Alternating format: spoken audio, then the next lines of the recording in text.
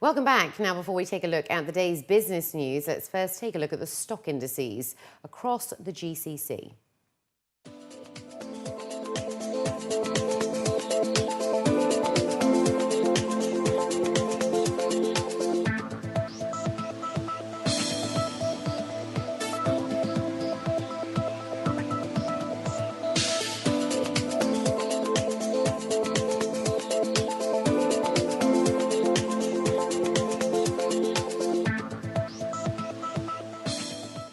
And in our top business story, telecoms players Du, Vodafone, Zain and Zagil announced their partnership today that's set to deliver improved data connectivity for customers in the Middle East and Europe with higher reliability.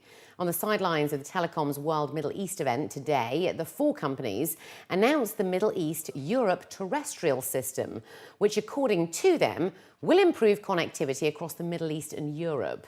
It will have an initial capacity of 200 gigabytes per second and will be carried over an optical ground wire associated with a regional high-tension electricity network, which will also reduce the risk of cable cuts.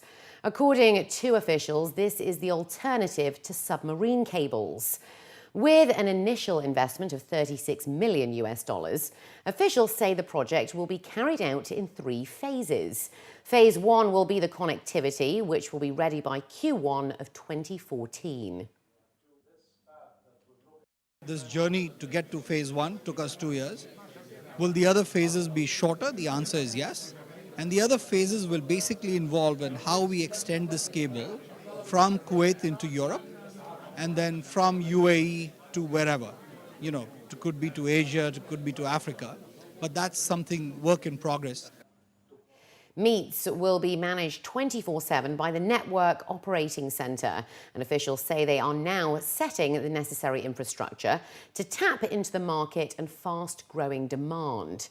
Zain says the partnership is a critical step for them, especially since they started acquiring and owning capacity last year, which has reduced costs and maximised revenues. We managed to acquire capacity on IRU basis. Then we went the step further to acquire capacity in bulk and enter into partnership like this that will lead us to serve our customer base in region and extend it outside region. And in this particular design of the network, we will be able to serve 3 of our operations: Kuwait, Bahrain, and Saudi. And beyond Saudi, where we have our main hub for our data IP and PLS network, we will be able to cater and service the other operations that are today connected into Saudi Arabia. The future is going to be built on mega carriers.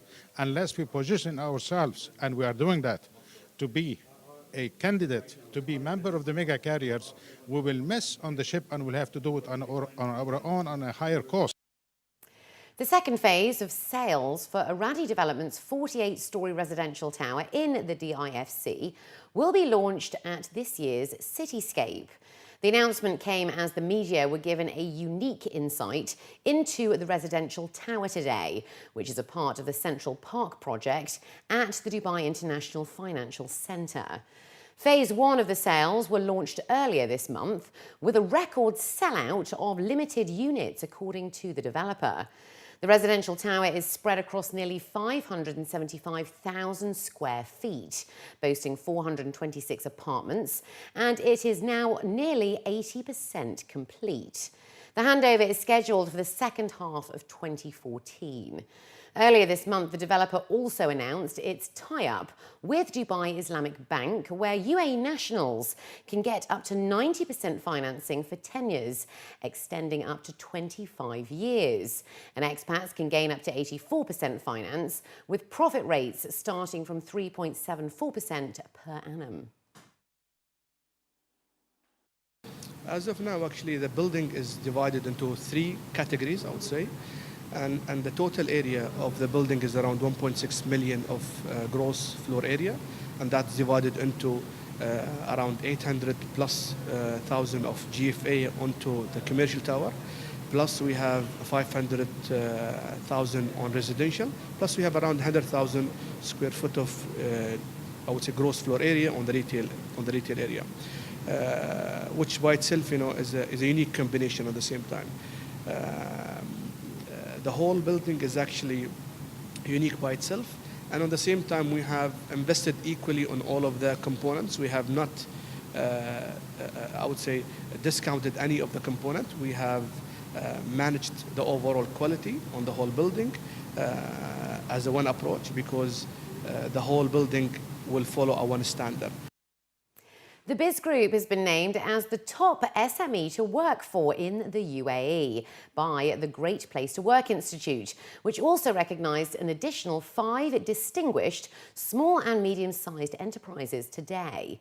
The Great Place to Work Institute Gulf, in association with Dubai SME, revealed its inaugural list of top SMEs to work for in the UAE for 2013, where only companies that scored 75 points or more in the study were recognised by the Institute.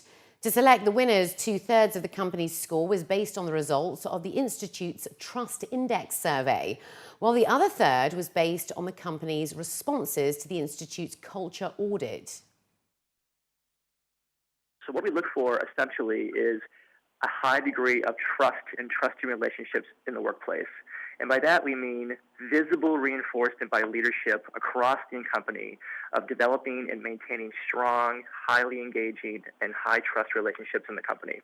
So everything we do around the assessment is geared towards measuring in a very quantifiable way the level of trust in the company. We ask the employees a number, about 57 questions that have to do with their experience and their level of engagement across the organization.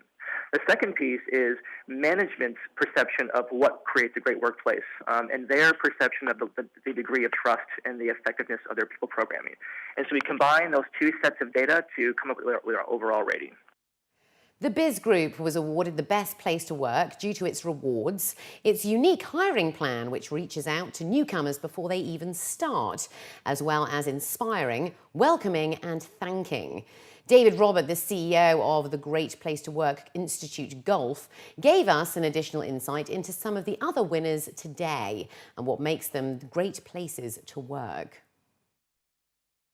Another company on the list is Paramount. They're a small computer firm here based in Dubai. And if you recall, they actually were acknowledged as part of our larger list this year for best place to work for women. And what we loved about Paramount is, similar to Leminar, the CEO of Paramount is extremely accessible and visible in the company, reinforcing the core values. But there's also this, very high sense of equality, that it doesn't matter if you are a man or a woman or what nationality or what job level you are. Everyone's an equal contributor to the company. Markets opened the week on a cautious note as political uncertainty kept Washington gridlocked. Following weekend developments that saw the House of Representatives vote to delay the Obamacare healthcare program for a year, the attention now moves to the Senate. With the US Senate picking up discussions today, many expect a last-minute deal. Well, we earlier asked Gaurav Kashyap, the head of futures at Alpari Middle East, on what the likely outcome would be and how it would affect the markets this week. Well, Laura, we can expect to see some partial shutdowns in the US government as we approach the deadline, which is around midnight Dubai time. Now, we're not expecting to see a full government shutdown, as we're probably expecting to see a very, very last-minute deal. What this could mean is that we could see up to 800,000 US federal employees affected. That's out of a total of about 2.1 million.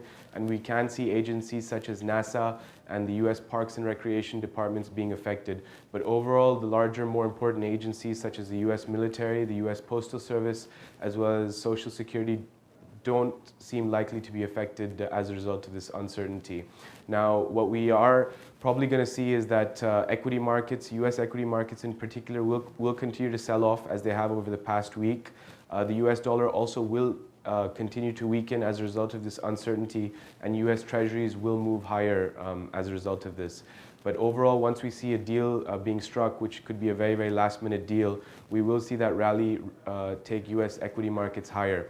Now remember, the last time we saw an event like this was back in August 2011, when a last-minute deal was struck to increase the debt ceiling. Now we can expect to see some more of that type of those types of developments to guide markets in this week ahead. Now, what's important to note is also on Tuesday we have a vote of confidence for the Italian government, which will see a lot of volatility in the euro pairs. This is followed by the European Central Bank rate decision, expected to be unchanged at 0.5%. But once again, all attention will turn to Friday's U.S. non-farm payroll report. Following last month's report, which is rather poor at about 169,000, we're expecting that figure to also fall below 200,000, which would continue to maintain our stance that the FOMC cannot look at reducing their asset purchases until at least December of this year. So overall volatility will continue. What we're looking to tell our clients is to remain sidelined until we see a little bit more certainty, especially with regards to a very, very gridlocked Washington.